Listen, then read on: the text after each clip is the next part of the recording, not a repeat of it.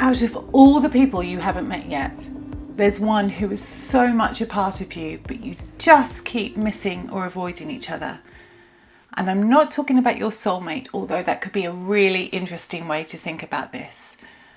I'm talking about the version of you that shows up when you take off your mask and you stop performing in the theatre of this world.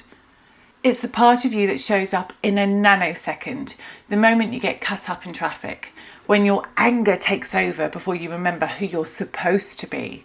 It's the flicker of satisfaction when someone you've had trouble with for years gets taken down a peg or two, before the almost as instant guilt arrives to cover it up, reminding you that that's not the person you are or should be. Most people have heard Carl Jung describe it as the shadow. But what is shadow? A shadow needs two things to exist: a light and something solid the light can't fully pass through. So consider yourself as the solid thing and the people around you as the light. Picture the ones who raised you as that sun. They shine on the parts of you they approve of, and those parts get to live in the daylight. But the parts they don't approve of get left in the dark. And I'm using approve very loosely here, and we'll come back to why. Whatever the light turns away from falls into a shadow that stretches out behind you where you can't see it. Now, you didn't get to fully decide what could stay in the light and what stayed in the shadow.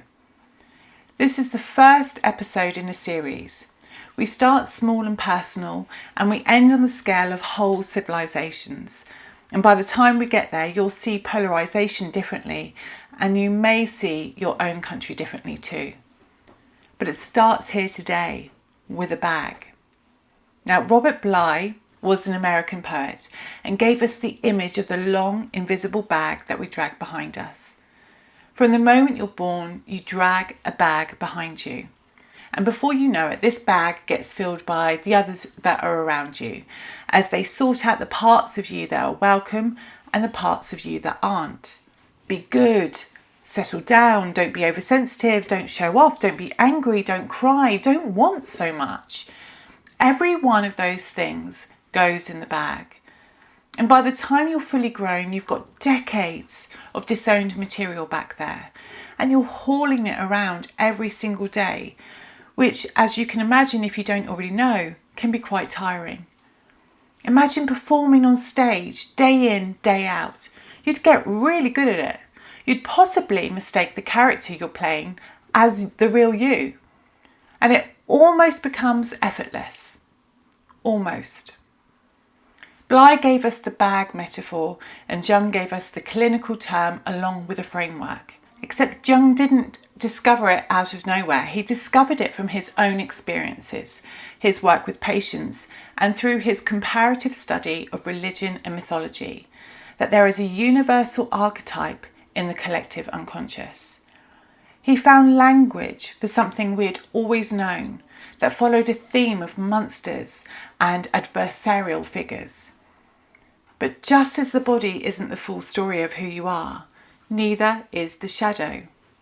What makes it intriguing is that across time and cultures, among people who had no contact with each other, there is a recurring motif.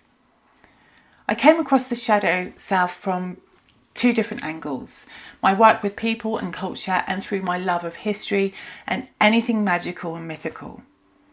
So if we were to step inside the time machine and dial back 2,000 years before Jung, we will land at the mystery schools of the ancient world, which were already teaching this.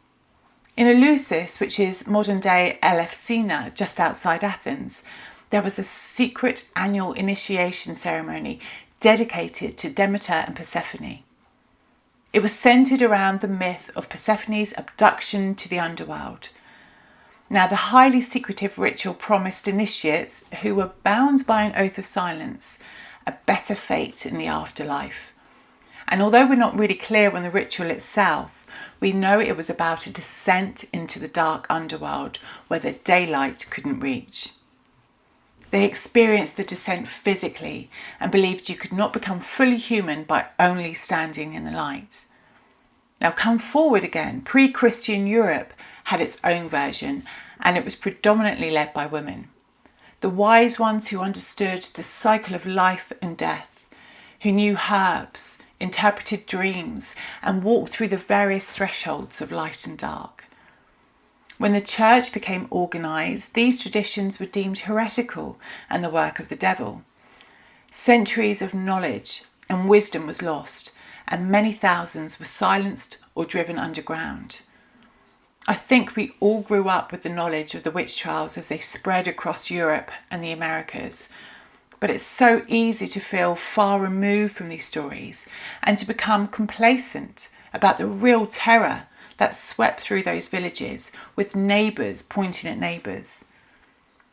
The term witch was used to silence people, to steal land, and make sure that everyone aligned themselves with the powers that be, which at that time was the church. But underneath this terror, knowledge was being destroyed. The whole traditions of shadow went to ground. Curated knowledge became centralised, and alternative wisdom and knowledge was silenced. 500 years on, we have inherited that loss. We're a civilization that has forgotten how to look inside the bag, and I think that could be why the parts of us are coming undone.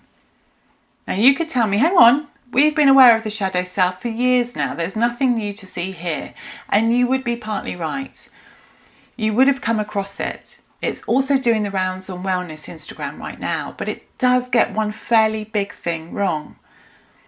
The popular version says your shadow is all the bad stuff, the rage, the jealousy, the cruelty, the greed, and you're invited to go in to meet your monsters and learn to live with them. And that is about half true. But going back to Bly's bag, it holds everything that got disowned. But the majority of that was never dark. Were you the child who felt everything so intensely and were told you were oversensitive? Did it result in you trying to switch off your feelings and emotions so as not to bother others? And does that make for a healthy human? Maybe you were the loud one who got shushed into quietness, or the clever, ambitious one who was picked on, or the working class person who was told there's a ceiling and you're never going to get past it. None of these things constitute darkness. If anything, they're the aliveness that the room you were in didn't want or didn't understand how to hold space for.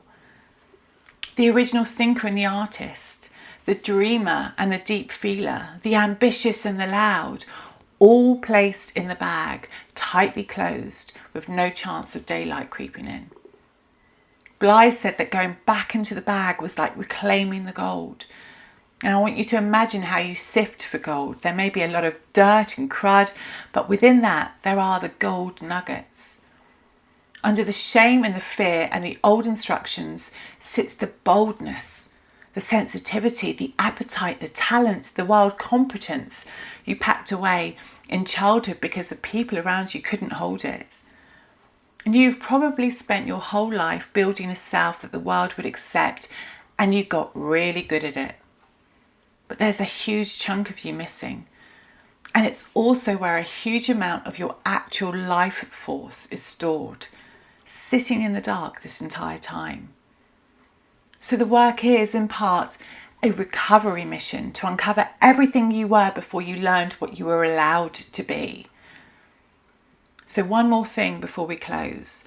What's true for you is true for a country. Refusing to look into the bag or looking under the ground to see the foundations of how something was built will eventually surface. Whole nations carry a shadow. And when a nation refuses to look at its own, it has to go somewhere.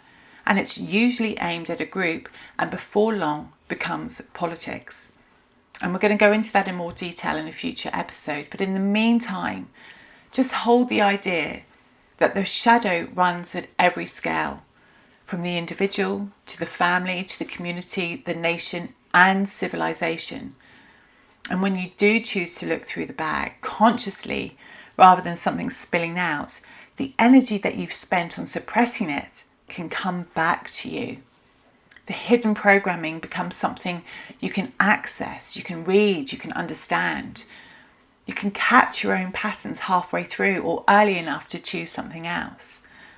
And you also become harder to manipulate, because as long as your shadow stays unexamined, you will project it outwards, usually onto a target that someone else has chosen for you.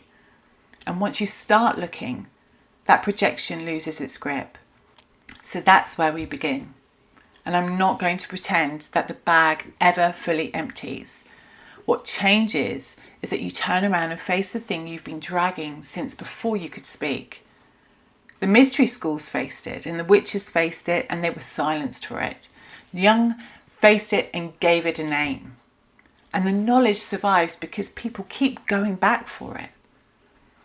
The next episode looks at why we work so hard not to look at the shadow, and the answer has more to do with politics than you would like to believe. If this resonated, or if you have felt the weight of your own bag for a second there, let me know. I'll see you in the next one.